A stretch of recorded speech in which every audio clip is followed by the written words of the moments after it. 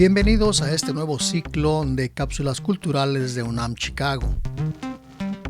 En esta nueva serie les compartiremos cada semana algo del extenso material audiovisual que nos ofrece la Universidad Nacional Autónoma de México en sus diferentes plataformas. En este nuevo ciclo abordaremos el tema de género y equidad.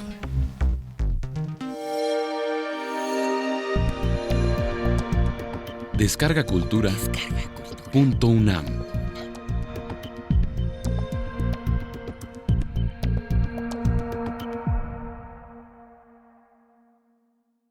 Historia de la lucha de las mujeres por sus derechos en México.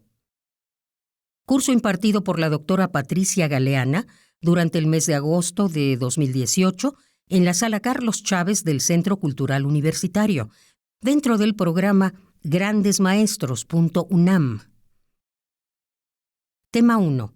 Equidad, principio universal de armonía. Vamos a empezar este curso hablando de cómo surge la historia de las mujeres. Esta fue una historia olvidada por mucho tiempo. Los cronistas, desde si nos remontamos a Tucídides o a Heródoto, solo mencionaban a alguna mujer que hubiera tenido algún cargo político, que por algo hubiera tenido alguna participación en el poder. Esto lo vemos a lo largo de toda la historia, hasta que a mediados del siglo pasado se empieza a desarrollar una historia que ya no vea nada más la política. Recordarán si hay aquí algunos o algunas colegas historiadoras que siempre se estudió eso, la historia del poder. Luego vino esta reacción de decir, es muy importante estudiar la economía, y desde luego esta es una gran aportación del materialismo histórico, y se estudiaba historia económica, pero fue hasta el final que se cobró conciencia de la importancia de estudiar la historia social y la historia cultural. Y para justamente la rama de la historia de las mujeres, hubo un movimiento político, social, de defensa de derechos humanos que fue fundamental, que es el movimiento feminista. El movimiento feminista a mediados del siglo pasado se abocó a demostrar que la mujer no solo era objeto de la historia, sino sujeto de la misma.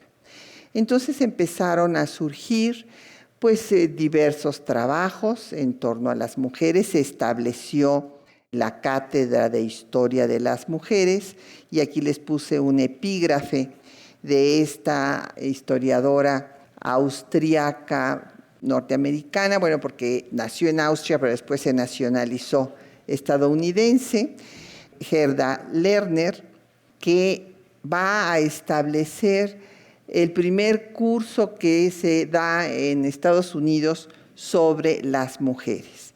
Y ella explica con mucha razón que si las mujeres de su época conocen esta historia, esto les va a dar una mejor expectativa para mejorar su presente, que tiene un efecto psicológico de elevar la propia autoestima de las mujeres. Y se dan casos de personajes que se dan a la tarea de estudiar la historia de las mujeres en todas las etapas de la humanidad, como es la historia de Georges Duby y Michel Perrault. Y después aquí en nuestro país empieza también a estudiarse la historia de las mujeres ya como una rama de la historiografía, pero realmente cuando esto se sistematiza es a finales del siglo pasado, yo diría que de la última década para acá.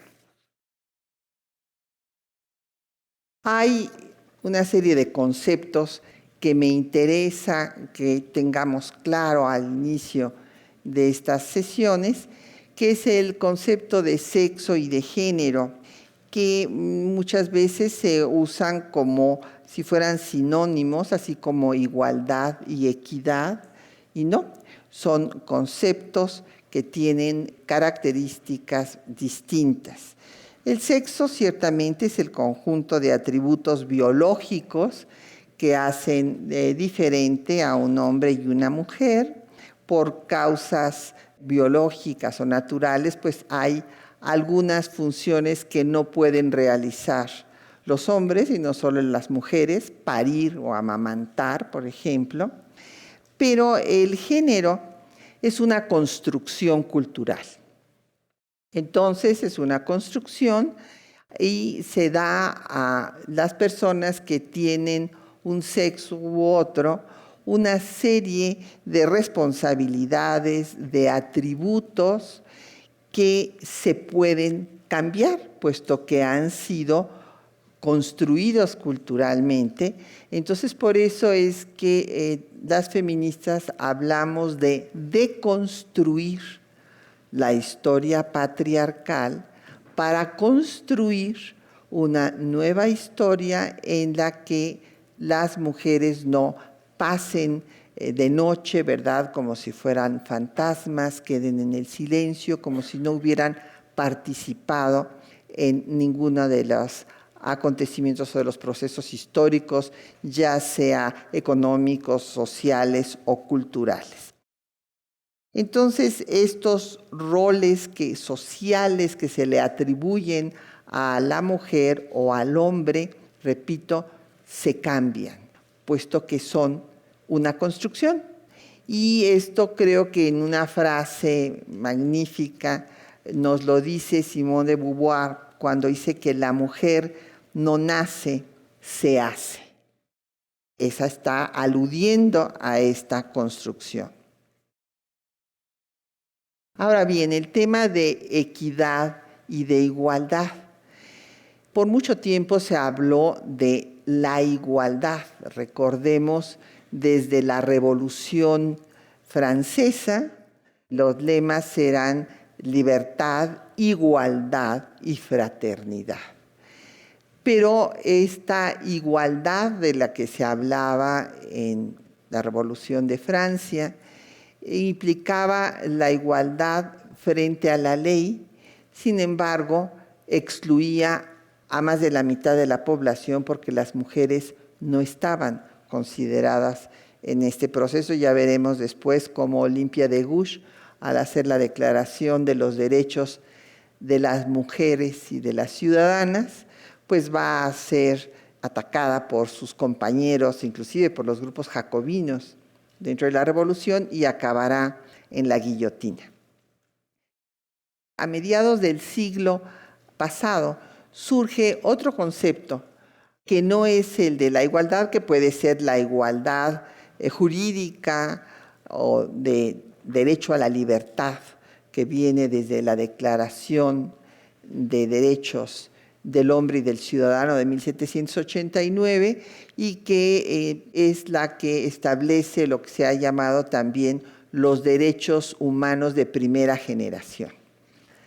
Pero hay otras igualdades, ¿verdad? La igualdad económica, que va a ser pues el gran paradigma para el marxismo, por ejemplo, y no obstante esto no basta con declararlo, a veces, como hemos visto, tampoco basta con hacer una revolución inclusive armada, y surge por ello, a mediados del siglo pasado, otro concepto que es el de equidad. ¿Cómo hacer que todos y todas tengan los mismos derechos? Por ejemplo, ¿cómo hacemos que un niño que vende chicles en una esquina con su madre tenga derecho a agua potable, a vivir en un bajo techo, dormir bajo techo, alimentación adecuada, acceso a la educación? Entonces surge este concepto de equidad, de que hay que darles a los desiguales las condiciones para que puedan realmente ejercer la igualdad. Y entonces se habla de equidad. Últimamente el tema ha sido debatido en Naciones Unidas y ahora se habla de que sí, tiene que haber una equidad para lograr la igualdad sustantiva, o sea, esencial realmente, y no solo una igualdad artificial, nominal. Entonces, bueno, pues hay una serie de escritos de hombres y de mujeres que hablan de que esta desigualdad ha causado grandes males a la sociedad en su conjunto, a los pueblos. Flora Tristán lo va a escribir desde mediados del siglo XIX, señalando que todas las desigualdades del mundo, el olvido y el desprecio de los derechos de la mujer, pues han traído desgracias para la humanidad. ¿Cómo surge la discriminación de la mujer? Porque si conocemos los orígenes, bueno, pues entonces podremos entender por qué se da y tendremos más elementos para que se supere. En efecto, la discriminación de la mujer tiene raíces históricas y culturales y han sido reforzadas estas desigualdades pues por concepciones filosóficas, jurídicas, religiosas y pseudocientíficas.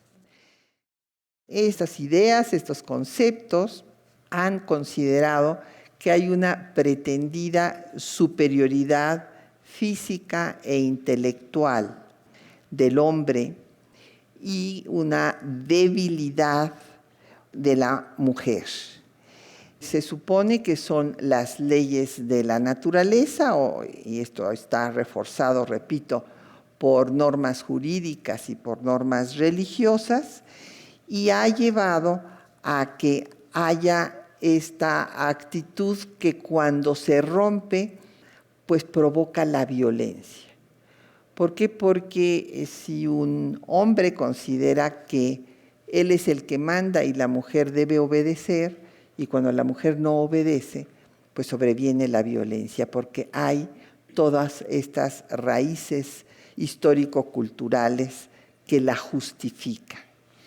Y aquí estoy citando a un filósofo, Schopenhauer, que tuvo una serie de ideas contrarias al sexo femenino, empezando por decir que las mujeres somos seres de cabellos largos e ideas cortas y que solo infundiéndoles temor, esto es textual, puede mantenerse a las mujeres dentro de los límites de la razón. Entonces, bueno, estas ideas dicen ustedes, bueno, afortunadamente ese señor vivió desde mediados del siglo XIX, sí, pero luego vamos a ver que subsisten y les voy a dar ejemplos de nuestro tiempo. Estos roles de género, pues, ¿qué es lo que han hecho? Pues esta desigualdad se ha traducido en que haya una minoría privilegiada, que es minoría porque casi siempre resulta que las mujeres han sido la mayoría de la población, un poco más de la mitad, porque contra la debilidad que se nos achaca, pues resistimos más. Y entonces, pues, si ustedes ven, hay muchas más viudas que viudos, nacen más mujeres que hombres, pues vean las estadísticas aquí mismo en nuestro país, en el INEGI, y lo podrán comprobar. Entonces, en estos roles de género se le atribuyó por las diferentes culturas primarias en las diferentes regiones del mundo, se fue estableciendo un sistema patriarcal en el cual la mujer era la encargada de la crianza y del trabajo doméstico. Pero, repito, esto también es una construcción cultural.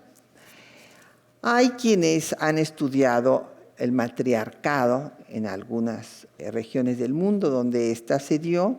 También tenemos colegas que dicen que nunca existió, que esto es un poco una fantasía de quienes nos dedicamos al estudio de la historia de las mujeres, pero es evidente que hay una serie de muestras de cómo originalmente se apreciaba a la mujer por ser la que daba lo más importante a una población, a una comunidad, que era su reproducción. Entonces el culto a la fertilidad pues hizo que hubiera un reconocimiento a la mujer, y bueno, desde la Venus de Willendorf, en fin, encontramos que estas esculturas de mujeres fértiles que tenían pues sus características femeninas marcadas en forma muy notoria, por decirlo de alguna manera, pues eran inclusive enterradas en el suelo para que fueran fértiles, el suelo diera también la cosecha como las mujeres daban la reproducción de la especie. Entonces, bueno, tuvimos figuras mitológicas femeninas importantes en diferentes culturas. En Egipto, Isis era la madre suprema y primaba sobre Osiris. En Grecia, Deméter, la diosa madre de la agricultura. Y bueno, esta idea también de la mitología griega de que cuando los hombres no ganaban una batalla, entonces entraban las amazonas, que era este pueblo de puras guerreras. Nos lo decía muy frecuentemente nuestro maestro, el doctor Silvio Zavala, que decía, bueno, a ver, las amazonas que vengan a resolver este problema cuando nos encontramos algún tema de investigación complicado. En Israel también hubo la idea de una mujer que no se había creado, como fue la idea que prevaleció, de la costilla de Adán, sino que se sentía su igual y era Lilith.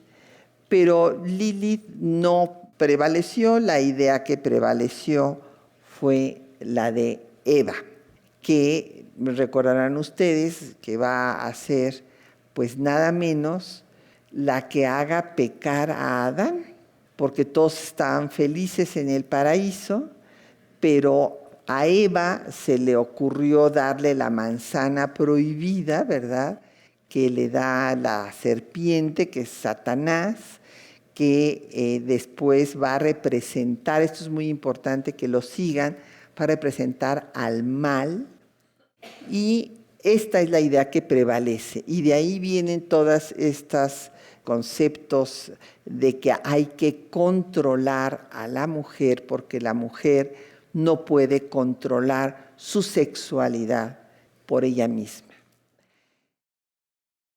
Lo que prevalece pues es el mito de Eva y no el de Lilith.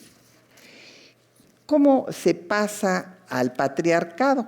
Claro, tenemos que ver pues, los datos más significativos, y el proceso, el cambio se da ya en la propia Grecia, en donde Zeus se va a convertir en el Dios Todopoderoso, capaz de crear sin ninguna ayuda de una mujer.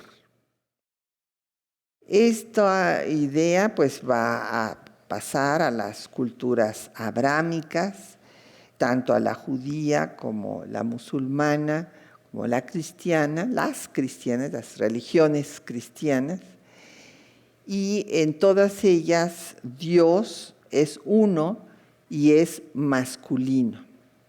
¿Se acuerdan ustedes que en la cultura griega, bueno, pues hay diosas y dioses? Y los dioses y las diosas tienen las mismas pasiones que los humanos, es una religión antropomorfa, pero resulta que el sistema patriarcal va a ir prevaleciendo hasta que haya un Dios más poderoso que todas las diosas y pues que haga lo más importante que hace la mujer, que es la reproducción, o sea, crear de la nada. Claro, por otra parte, también se descubre que la mujer no crea de la nada, sino que necesita el semen masculino, la semilla para que pueda germinar el nuevo ser, y todo esto lleva a la apropiación del cuerpo femenino por parte del hombre, por parte del Estado, por parte de las iglesias. El hecho es que para garantizar su progenie, el hombre se posesiona del cuerpo de la mujer y el patriarcado es adoptado por estados e iglesias. También en este caso tenemos imágenes muy frecuentes de raptos. Aquí les puse el rapto de Helena, de Giordano, de Luca Giordano, pero en fin hay sin número de estas escenas de apropiación, de dominación del hombre sobre la mujer y fundamentalmente para controlar su sexualidad. En la Grecia antigua surgieron diversas discusiones en torno a la mujer y su capacidad. Aristóteles habló de cómo la mujer tiene un tamaño más reducido que el hombre y por lo tanto su cerebro es más pequeño y tiene menos intelecto, menos inteligencia. Y habla de cómo las hembras son por naturaleza más débiles y frías, esto es textual, y hay que considerar su naturaleza como un defecto natural. Surgieron también otras ideas diferentes en torno a la mujer, que fueron las de Platón, que seguramente debe de haber sorprendido a sus discípulos cuando les dijo que no podía haber nada mejor para una comunidad, esto está en sus diálogos sobre la República, que todos sus miembros participaran en su defensa, lo cual es un tema muy importante porque ustedes recordarán que en la democracia selectiva griega solamente podían participar en la toma de decisiones quienes eran capaces de portar armas. Entonces, pues las mujeres no podían participar en toma de decisiones porque no participaban tampoco en las guerras, y lo que estaba proponiendo Platón es que sí participaran y que participaran tanto en la defensa de las ciudades-estado griegas como en la toma de decisiones. Sin embargo, pues lo que prevaleció no fue la idea platónica. Por eso, pues el término inclusive de lo platónico hasta nuestro tiempo presente es una idea irrealizable, una utopía difícil de alcanzar, un amor platónico que no llega a concretarse.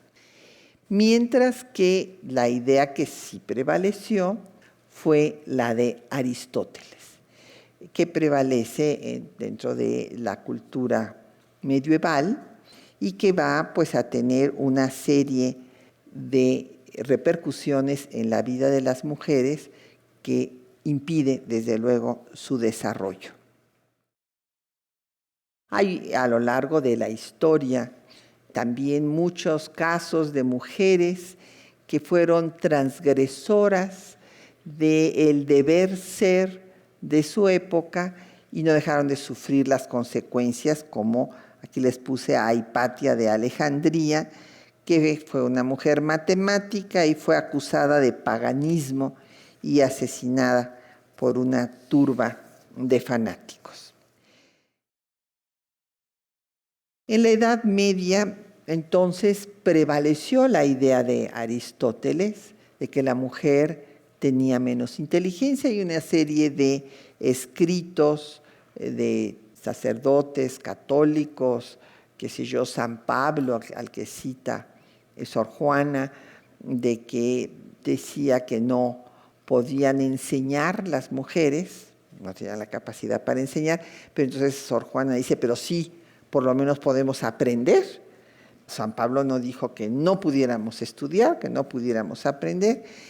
El hecho es que en la Edad Media habrá también mujeres que estén conscientes de la desigualdad y que traten de romper estas diferencias, como Cristina de Pizán en La ciudad de las damas, cuando habla de que si la costumbre fuera mandar las niñas a la escuela, pues desarrollarían también las artes y las ciencias.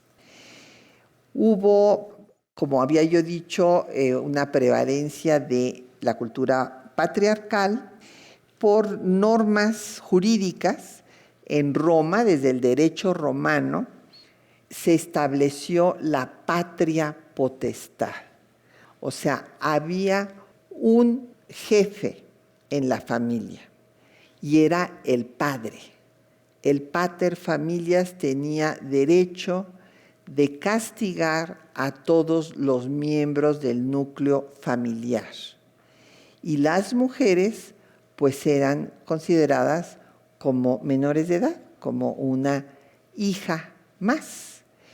Y esto continuará en la Edad Media.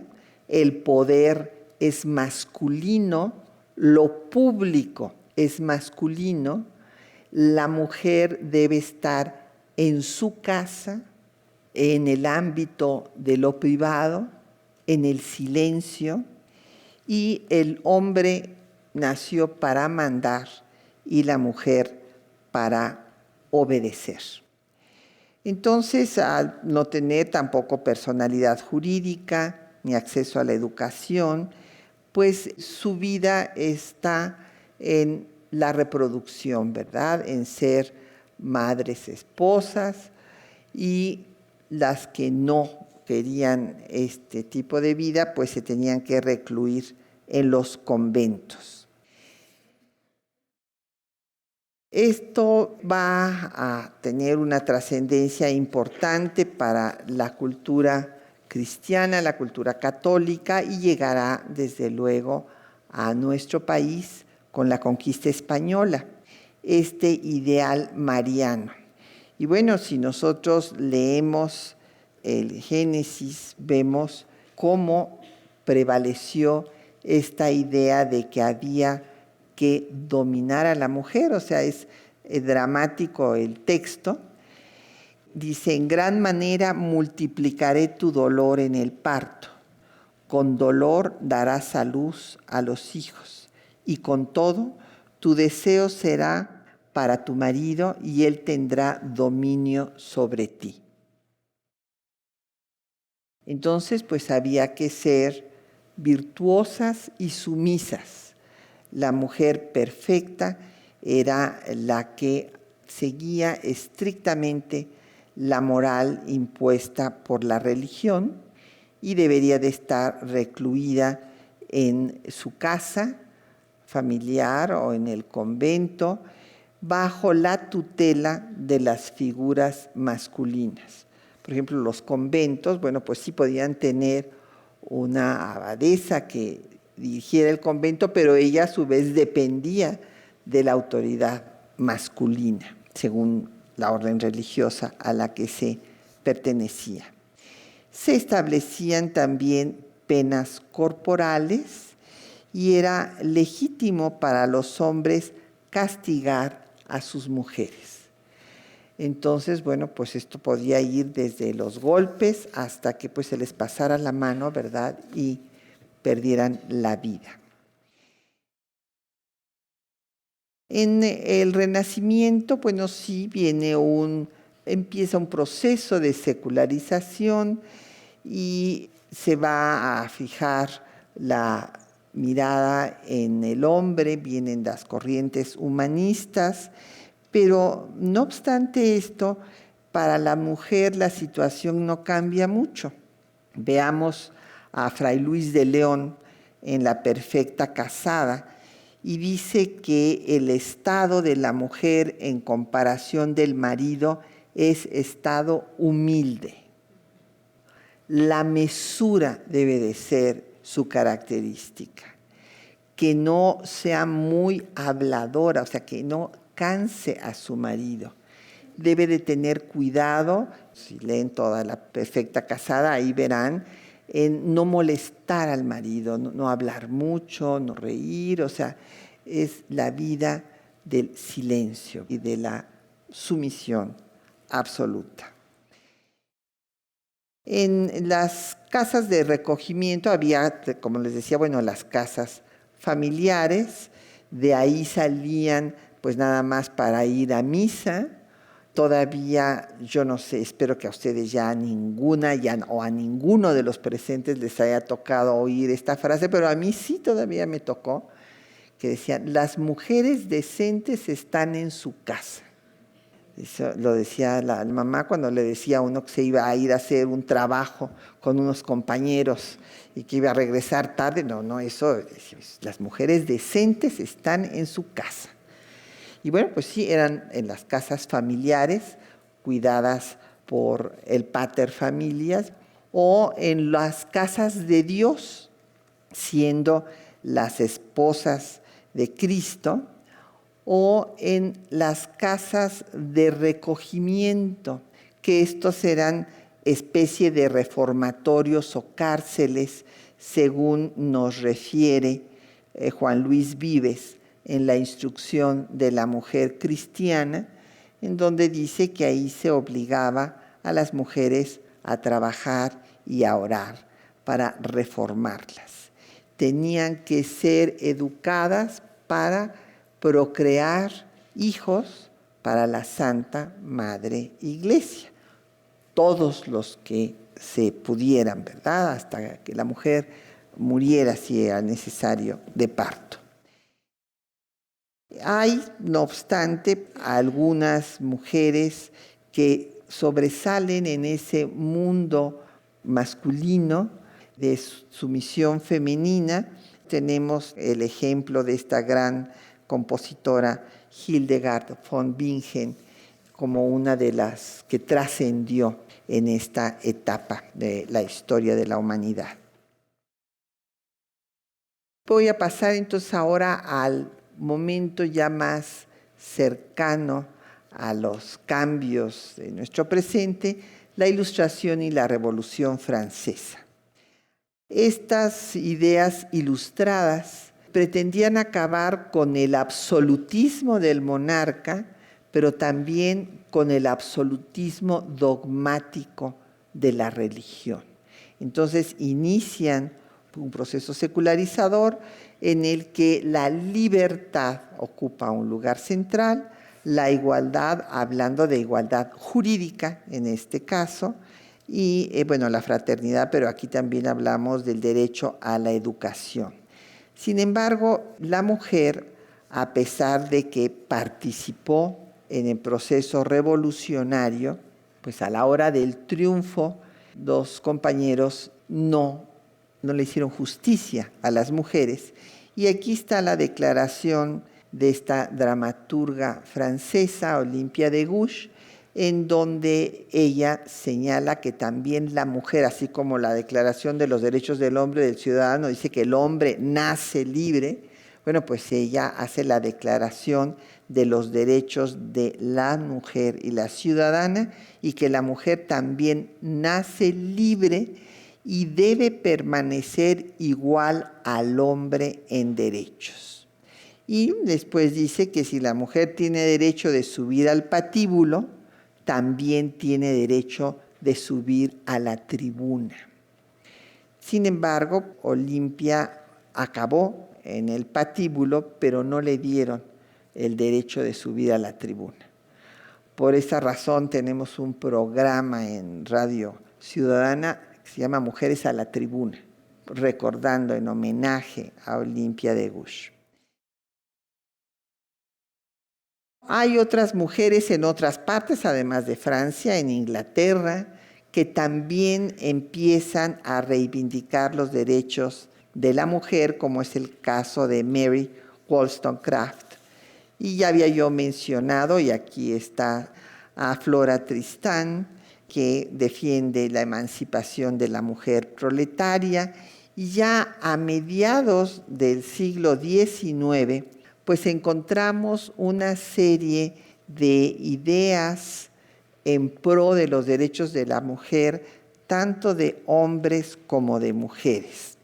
La Declaración de Seneca Falls, de Elizabeth Cady Stanton, va a hablar de que hombres y mujeres son iguales, creados iguales, tienen derechos inalienables de libertad, igualdad. Y fíjense que hablan de derechos humanos. Esto es muy interesante, porque el término de derechos humanos se va a incorporar después de la Segunda Guerra Mundial, cuando surja Naciones Unidas. Y precisamente se habla de derechos humanos para que no fueran derechos nada más del hombre, sino de todas las personas humanas, hombres y mujeres. Y siempre pues hablamos de lo que pasa en Europa, de lo que pasa en Estados Unidos, pero creo importante también que veamos las ideas que aquí en México también se dieron, y se dieron cuando se estaban dando en otras partes del mundo. Si bien nuestro país fue de los últimos 6 en América Latina en reconocer la ciudadanía plena de las mujeres hasta 1953, después de la Convención de Derechos Políticos de Naciones Unidas de 1952, hubo personajes, hombres, que defendieron a las mujeres desde mediados del siglo XIX. Y justamente este año estamos recordando a Ignacio Ramírez, el nigromante, y él en la obra que lleva por título Los mexicanos pintados por sí mismos, tipos y costumbres nacionales, escribe que las mujeres pasan por 3 etapas. Todas nacen esclavas. Hay un segundo grupo que pasa a una etapa superior, que son las mujeres que son emancipadas, pero por sus esposos. Y hay un tercer estadio superior en el que las mujeres se liberan a sí mismas. Y esto antes de que llegaran a México, no se habían dado las ideas de Augusto Comte sobre los 3 estados para llegar al estado positivo, ni mucho menos. Ignacio Ramírez lo escribe en 1854. Y va a defender en la Constitución de 57 que se den los derechos a las mujeres, porque hay hombres feministas, así como mujeres antifeministas. También las hay. Entonces, él fue lamentablemente una minoría, tuvo el apoyo de 2 o 3 diputados y no logró quedar en la Constitución de 1857 los derechos de las mujeres como él había propuesto. En otra parte del mundo, John Stuart Mill escribe sobre la esclavitud femenina en 1869. O sea, para que ustedes vean que Ignacio Ramírez pues estaba a la vanguardia de lo que estaba sucediendo en el mundo de su época. Y Stuart Mill habla de la necesidad de abolir los privilegios y el proteccionismo del que gozan los hombres en este texto de la esclavitud femenina. Y bueno, pues vamos a hablar ahora qué es el feminismo y cómo surge, porque todavía, y aún en ámbitos universitarios, nos encontramos con personas que dicen, qué barbaridad, no digas que eres feminista porque esto va a dañar tu prestigio. Sí, así es como lo oyen. Y desde luego se ha dado toda una satanización del feminismo que ha sido perseguido por gobiernos y por iglesias. ¿Y cómo surge el término? Originalmente, el término surge para designar una alteración del desarrollo normal de un sujeto masculino. Así como se habla del infantilismo, primero se empezó a hablar del feminismo como un defecto, como una malformación de lo que es perfecto, que es el hombre. Se ha atribuido el uso del término erróneamente, según investigaciones recientes, a Charles Fourier, que nunca usó, este socialista utópico, que realmente no usó el término. Quien sí lo usó, pero en forma negativa, fue Alejandro Dumas, hijo, en un panfleto que se llamó El hombre-mujer, para atacar las reivindicaciones de las mujeres que ya en 1870 iban increciendo. Y a finales del siglo XIX es cuando el movimiento sufragista francés va a difundir el término de feminismo como quien defiende los derechos de la mujer. A veces porque hay mucha ignorancia sobre este tema, cuando hay algunas personas que hacen comentarios que denotan ignorancia, yo les recomiendo ir pues a leer algo tan sencillo como el diccionario de la Real Academia de la Lengua Española. Y miren que ahorita no estoy de acuerdo con lo que ha dicho el presidente de la Real Academia de la Lengua Española, que se opone a que en la Constitución española tenga una terminología incluyente para el sexo femenino. Pero de todas maneras, si vemos el diccionario de esta academia de la lengua que hablamos, el significado es muy sencillo. Es la ideología que las mujeres demandan para tener los mismos derechos que los hombres.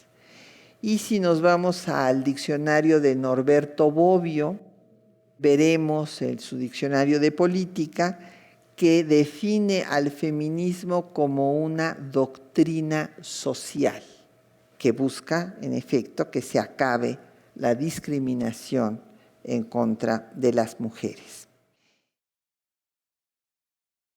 La que difundió el término, esto ha sido confirmado recientemente, fue Hubertine Auclert, que era una sufragista fundadora del periódico La Ciudadana.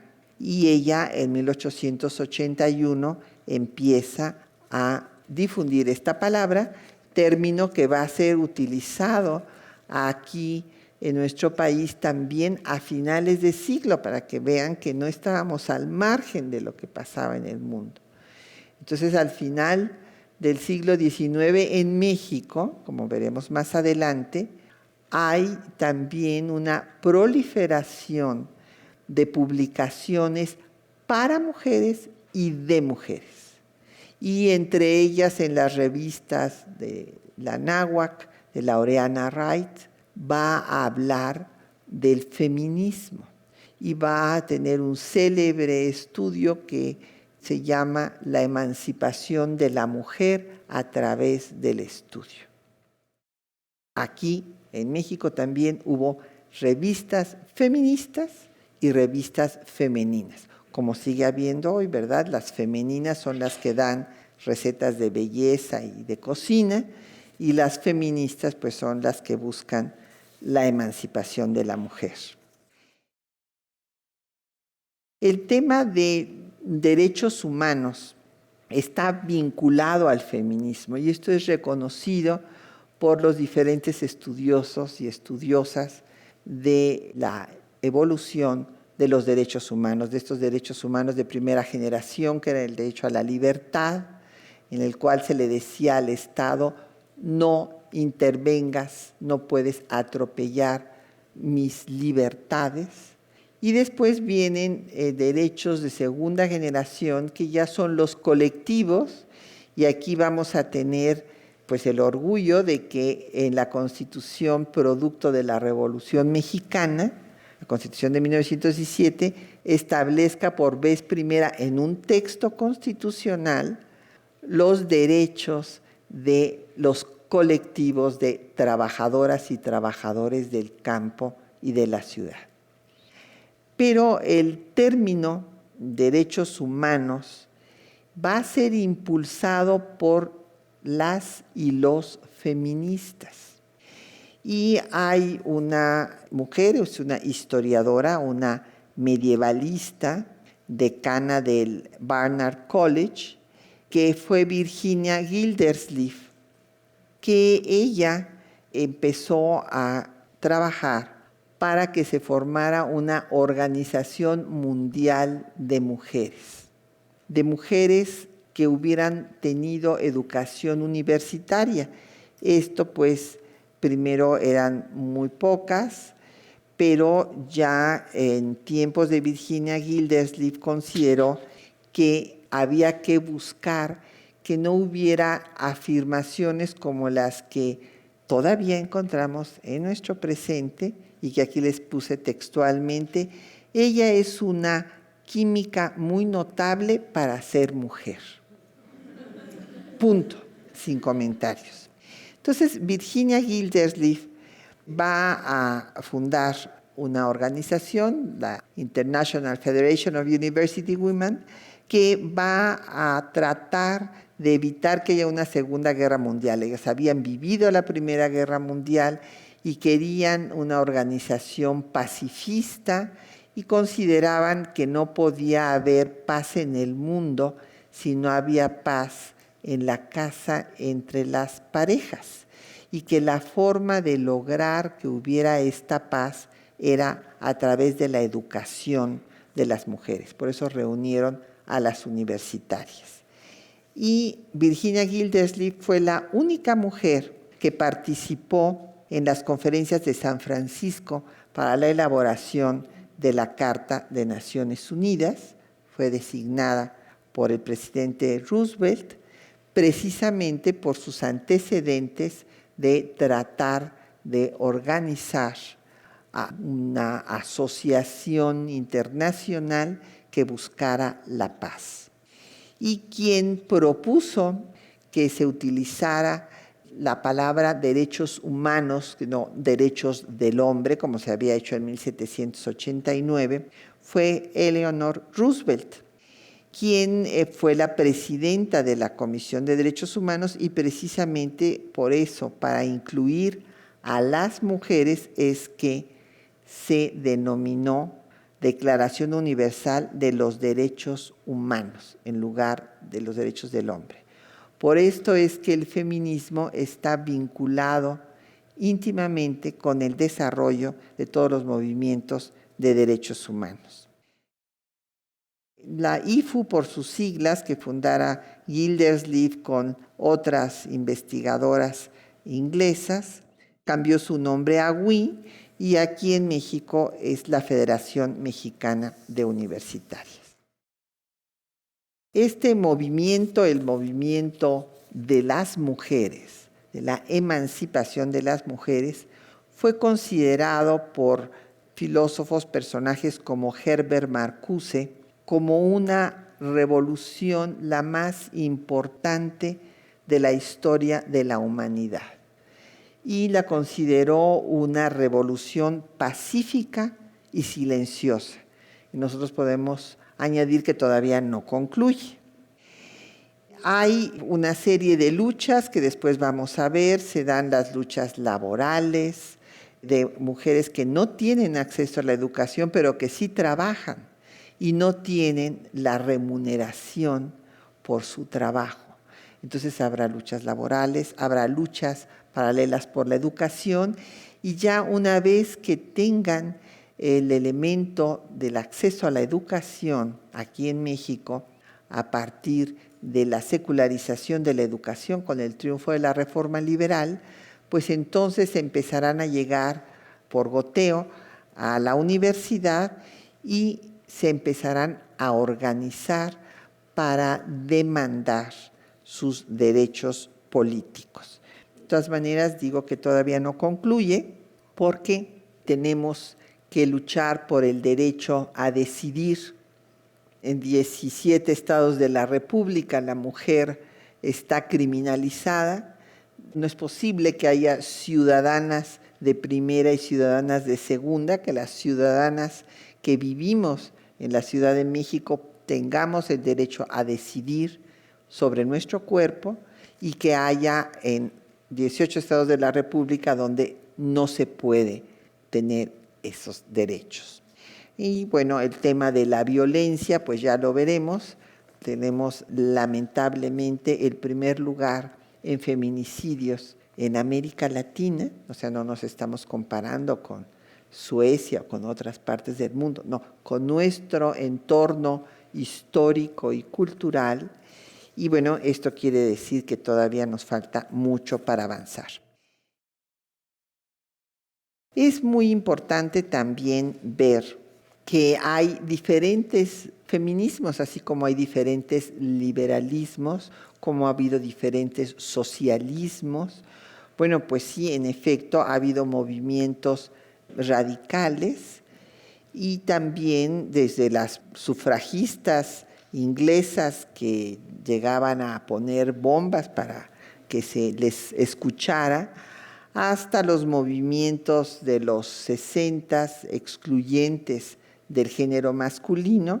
Y es muy interesante el análisis ya, inclusive que hace Norberto Bobbio, del desarrollo del feminismo y cómo en los 90s pasa a un feminismo que lucha por la otredad, por sus derechos, por su derecho a ser diferentes. Y bueno, pues aquí Judith Butler, en la cita que les puse, se declara feminista porque se opone a la discriminación y porque lucha por el desarrollo humano. Para ver qué tanto nos falta por avanzar, les puse algunos ejemplos de cómo prevalecen los atavismos patriarcales en nuestro tiempo presente en las más altas esferas de la cultura y de las ciencias, ahora de las tecnologías, de las TICs. Por ejemplo, pues vemos que este estudio de la Universidad de Glasgow va aparentemente a ser muy equitativo, según ellos, con las características del cerebro femenino y masculino, pero dice que el hombre tiene más neuronas dedicadas al razonamiento. Nosotras somos más eficientes, gastamos menos energía y podemos atender varias cosas al mismo tiempo porque nuestras neuronas se interconectan, pero no dejan de decir que los hombres tienen más capacidad para el razonamiento. Y un señor que fue dean de la Universidad de Harvard, el señor Lawrence Summers, en el 2005 declaró que las mujeres teníamos menor capacidad para las matemáticas que los hombres. Por eso había menos matemáticas que matemáticos. Bueno, la reacción de la comunidad científica internacional y en particular de las y los matemáticos hicieron que el señor tuviera que renunciar. Esto documenta nuestro optimismo.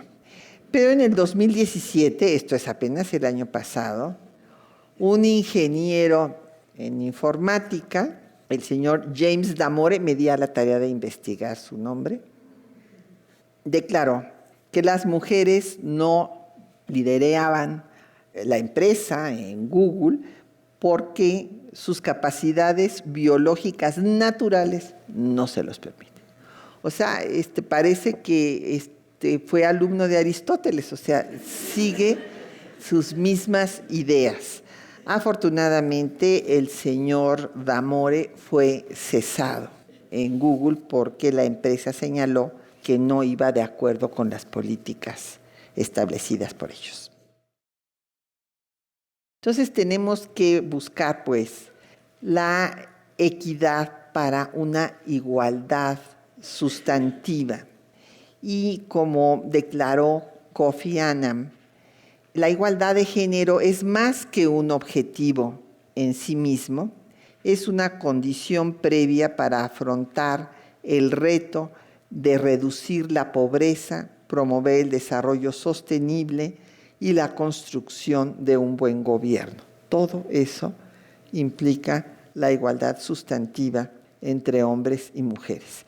Entonces nos queda claro que debe de dárseles a los desiguales las condiciones para ser iguales y que estas desigualdades no tienen que ver con condiciones naturales, sino culturales.